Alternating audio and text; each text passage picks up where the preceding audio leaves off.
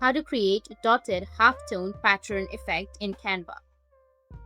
So if you want to create a dotted halftone pattern effect in your Canva, then what you need to do is first you just need to simply open up your Canva and go with create, which will be in the top left, and then just simply go with your photos, photo editor, and then just simply select your photo.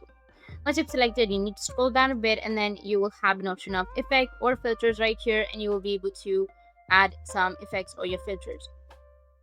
But it may ask Canva subscription, right? But if you don't have your Canva subscription, then what you need to do is just simply go back, go with download, which will be in the top, and it will be downloaded. Now, once it's downloaded, you need to go with a new tab, and here, search for halftone effect online.